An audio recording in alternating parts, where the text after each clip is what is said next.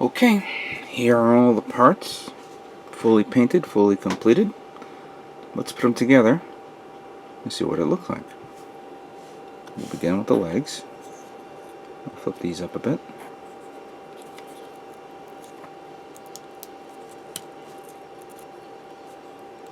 Put one here. Whoops. The other way around. Put one here. And put the next, shift this over. And close this up like that.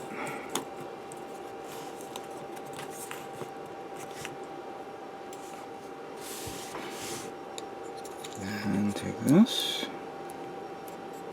Put this one here. Put this one there. Open up the arms a bit. Put this one there. Put the backpack here.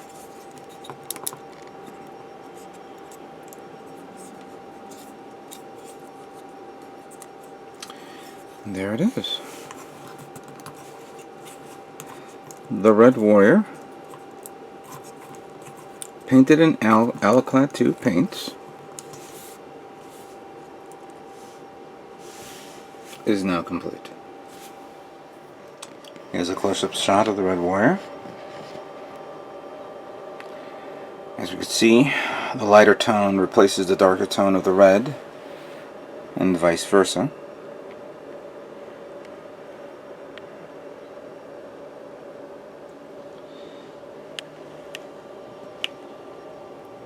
There's so much shininess here.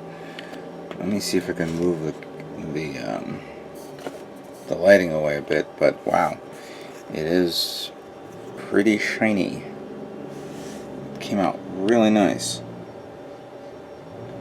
I have to admit, I like the hot metal how it comes out. It's a shame I can't find this stupid little part.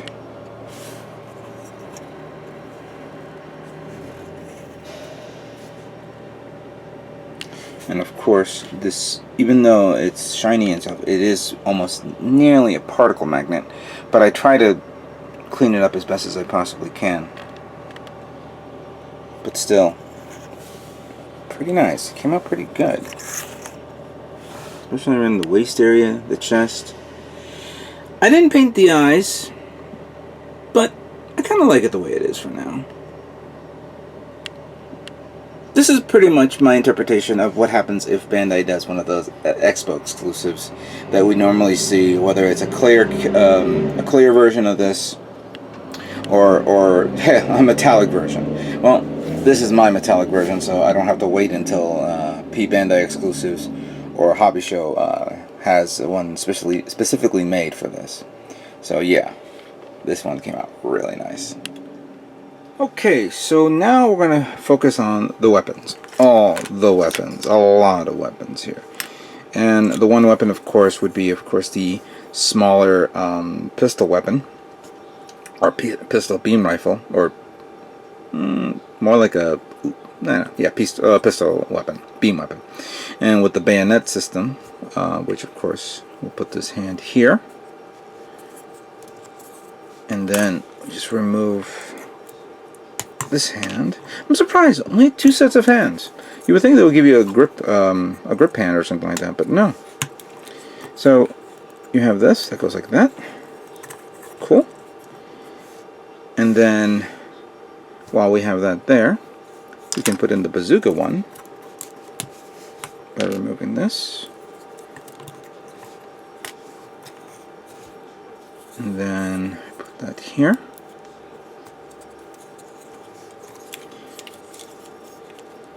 Put that there, and like that.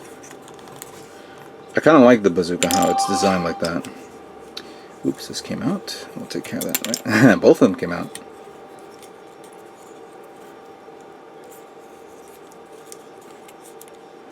Again, I really like the overall collars and how they come out. It's very, very reflective. I'm going to cover the missiles because right now it's going to be a pain in the ass to actually put them on, to, you know, put them at the edges just for now. But I'm really digging how the color came out. I'm actually looking forward to another kit that's in red, so I can use this color again for some whatever reason. All right, so we have the bazooka set up right here. Be careful. You know, the thruster pack, you can supposedly turn it to the back a bit, but considering how tight the plastic is, yeah, don't do it. Well, you know, unless you painted it right, fine. I don't think I can turn the actual this part here, so I'm just going to leave it the way it is for now. So there's the positioning of the bazooka and the beam pistol. Then of course I can remove this, put a longer one here, and as you can see I detailed up the overall design. And if you don't want to shoot with the bayonet or with a long bayonet, you can flip this up, and now you have a badass sword. Now we're going to remove this, and we're going to put him, we're going to put him here. Close that up, of course, because we're not going to use it. Then we have another weapon here, which is the Gatling Gun. So there it is. Really nice. And of course the Gatling Gun will, if we don't want Gatlings, actually no, we'll leave the Gatlings there for now. We're going to take this part, then we take this, and we have the other beam weapon assembly right here, which I forgot to mention, I believe this is the actual effect parts. And here's the unfortunate thing, that I can't use this on this because the part that holds here for the beam saber, or you know, the beam rifle, the beam effect part, the part that goes on the forearm is pretty much non-existent. I don't know where the hell it is. It's a pain to lose things around here.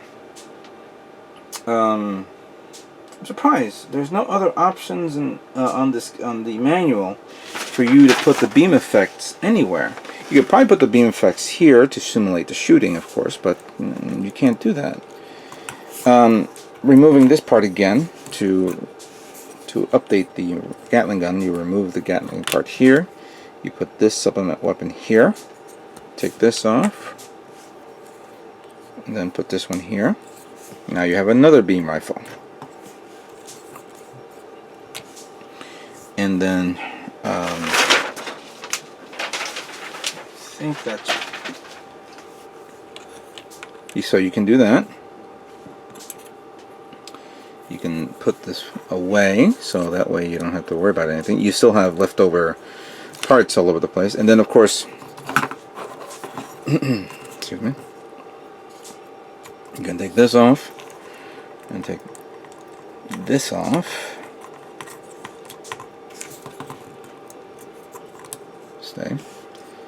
And then you can do this setup and then make yourself, I guess, a long ass rail beam cannon thingamabob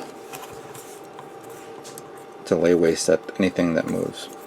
It's a shame that there's no other parts here. Maybe you can flip this about. I know I'm doing this wrong, so you know,